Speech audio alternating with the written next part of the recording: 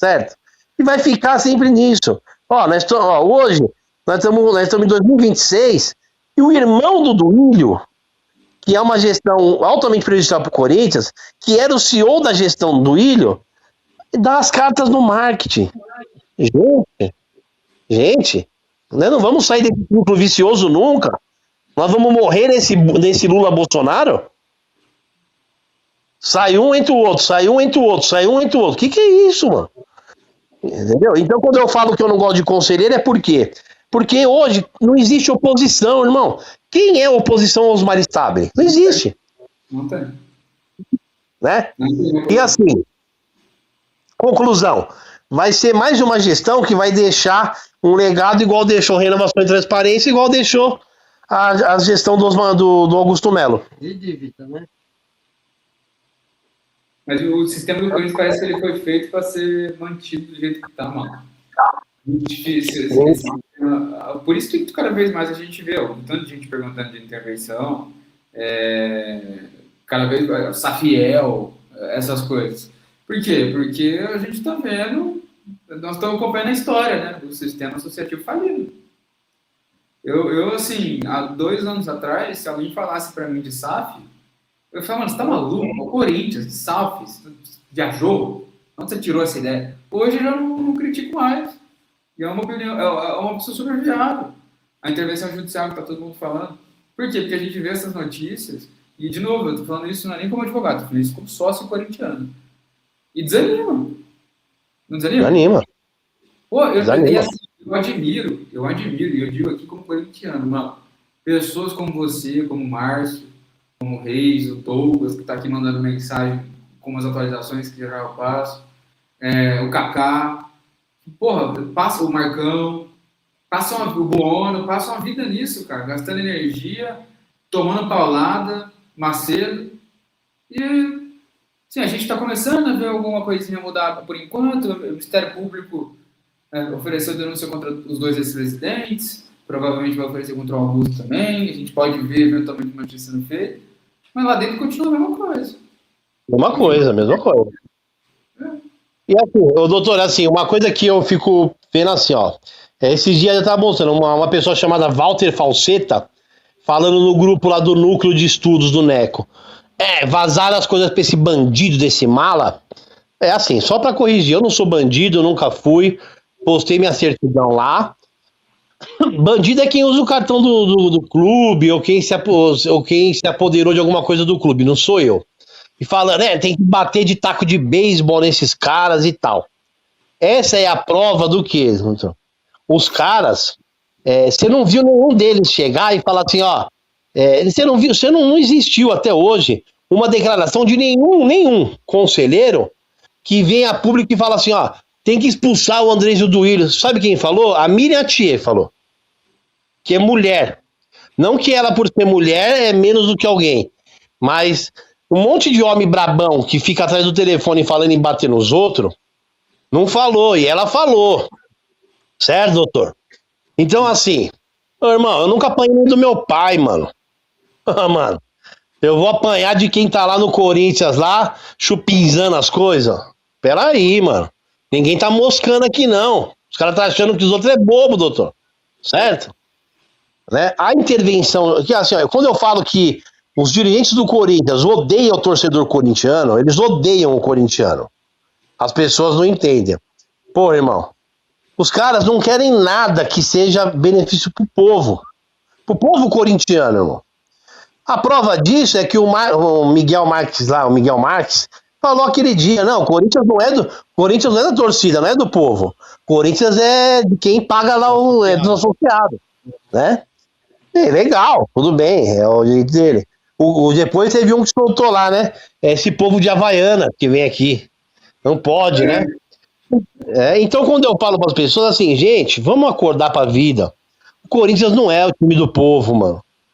O Corinthians não é. Não é. Não, tem uma democracia. Meu, o Sócrates deve estar se revirando nessa hora aqui, pensando, porra, a luta dele foi... E sabe o que eu fico vendo assim, ó, tem o Vladimir que tá aí, os caras que estão aí, tudo. Eles não estão vendo, meu, isso aí, os caras rasgaram, estão rasgando a história do Corinthians. Não tem democracia, Não tem nada, mano. Entendeu? Os caras fazem o que eles querem, do jeito que eles querem, na hora que eles querem, certo? E assim, infelizmente, o torcedor precisa entender uma coisa assim. Porra, irmão, não é que a gente quer intervenção, eu quero intervenção porque eu quero intervenção porque é a única forma de furar essa bolha, de quebrar essa barreira. Porque eles por eles, irmão, não vai acontecer, mano. Eles não vão mudar nada ali. Jamais. Entendeu? Eu falei isso esse dia eu participei da live do Reis e do Douglas. E uma das primeiras coisas que aconteceria se tiver uma intervenção, ou a Safiel, tá? A Safiel também aconteceria exatamente a mesma coisa. É uma auditoria. Você acha que eles querem uma auditoria? Lógico que não quer. Até porque, Dodô. Em 2024, quando se ventilou a ideia de fazer a reabertura de contas, que era referente a 2023 gestão do Ilho, para ver os erros lá, o Tuma veio a público e falou assim, eu vou levar ao conhecimento dos órgãos responsáveis os contadores que fizeram, porque os contadores já apontavam naquela época que existia discrepância nas contas, certo? Os caras ficaram revoltados. Lá no Corinthians, as pessoas precisam entender assim, o Corinthians é um clube falido que arrecada 1 bilhão por ano. E as pessoas que estão dentro do Corinthians, elas gastam esse 1 bilhão como elas querem, sem dar satisfação para ninguém. A prova disso é que o promotor foi lá semana passada e pedindo documentos de 2023, 2024, tem documento que não existe. Então, sabe? Porra, irmão, como que não existe? Se em 2022 a empresa que digitalizava a documentação anunciou um acordo com o Corinthians que ia digitalizar 100% dos documentos. Então os caras tiram a gente de otário, certo? Você sócio do Corinthians que paga mensalidade, você tem que entender uma coisa, você é tirado de otário pelos caras do Corinthians. Os caras estão cagando pra você. O doutor, um absurdo, e eu falo com todas as letras que é um absurdo isso. A Fazendinha ficou mais de 9 meses no escuro, o estádio Alfredo Schrödinger, tá? Sem iluminação lá e tal. Na virada do ano, em dezembro, o Osmar Stabile resolveu que precisava colocar pisca-pisca lá no Corinthians, porque tá precisando, vai pôr uns pisca-pisca lá. O Corinthians gastou mais de 340 mil reais com iluminação de pisca-pisca para colocar lá, e a Fazendinha sem energia, certo? Aí eu vou te explicar. Porra, eu fiz uma pergunta só pros caras. Foram feitos 3 orçamentos. Quais são os orçamentos que perdeu? Quem ganhou? Não. Aí quem ganhou foi uma empresa que é uma empresa que é do mesmo dono de uma empresa de formaturas, que faz umas formaturas no Parque São Jorge. Aí a gente vai voltar um pouco no caso, Marcelo. Lá no começo do ano, eu peguei e teve uma festa de carnaval lá no Corinthians, lá no ano passado, quer dizer, Halloween lá no ano passado, e eu questionei o Rafael Carrilho lá do Social, quem que tava pagando as contas daquela festa. Que eu achei, porra, o clube tá quebrado, tem R$1 no bolso, fazendo umas festas. Ele falou pra mim assim, foi muito educado o Rafael, tenho toda a divergência com o Rafael, acho péssimo o trabalho dele comandando esse grupo dele aí, onde as pessoas se organizam a bater nos outros, mas ele foi muito educado comigo.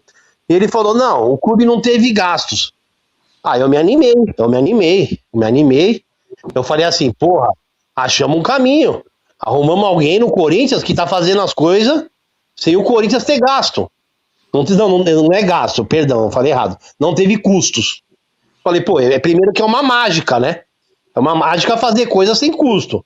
Mas, gente, já que eu achei um mágico, eu vou querer uma mágica também. Aí eu falei, mas como foi feito isso? Ele falou assim pra mim, foi feito da seguinte forma. Existe uma empresa de formatura, que é essa mesma empresa da iluminação aí, certo? Que eles alugam da gente o ginásio do clube, para fazer as festas de formatura das universidades e tal. Então nós trocamos algumas datas com eles, para eles usar o ginásio, em troca deles organizar a festa. Calma aí, amigão. Então, o Corinthians pagou a festa. Por quê? Se aquela empresa fosse alugar o ginásio, ela não pagaria pro Corinthians? Certo?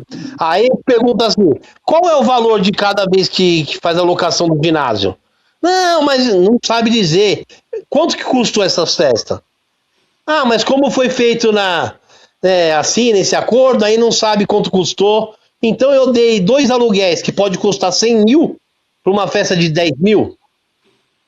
E isso passa despercebido, um monte de gente batendo palma. Ai, você viu que festinha legal e tudo e tal.